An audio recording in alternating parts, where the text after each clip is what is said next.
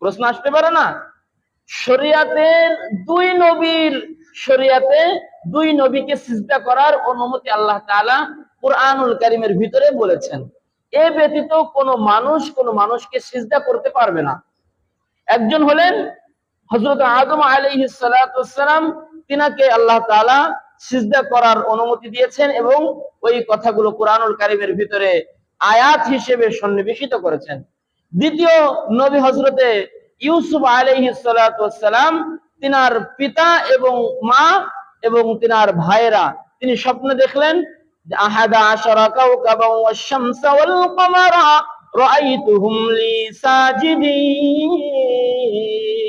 আহাদা আশারা মানে আশারুন মানে 10, আহাদুন মানে 1, 11 জন ভাই। আহাদা আশারা ওয়াশ শামসা এবং সূর্য, ওয়াল কমারা, কমারা মানে চন্দ্র। এই সূর্য, চন্দ্র আর 11টা তারকা আমাকে সিজদা করছে।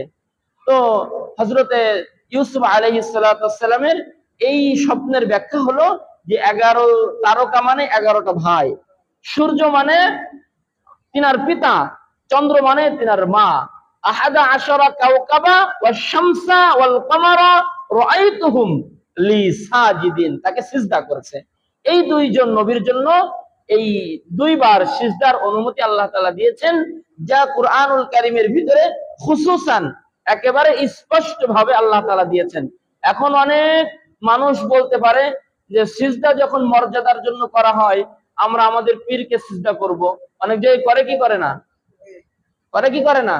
এগুলো কিন্তু নাজায়েজ, শিরক।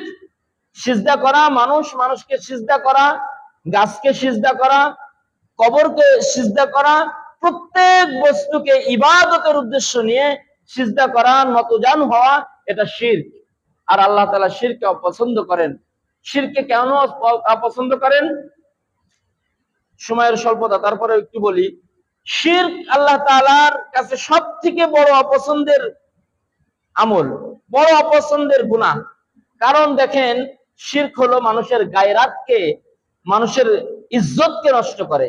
শিরক হলো মানুষের গায়রাতকে, মানুষের ইজ্জতকে নষ্ট করে। যারা বিবাহিত তারা বুঝবেন যে আপনার স্ত্রী সব খেদমত আপনার করতেছে, কিন্তু একটু যদি অন্য কোনো পুরুষের সাথে একটু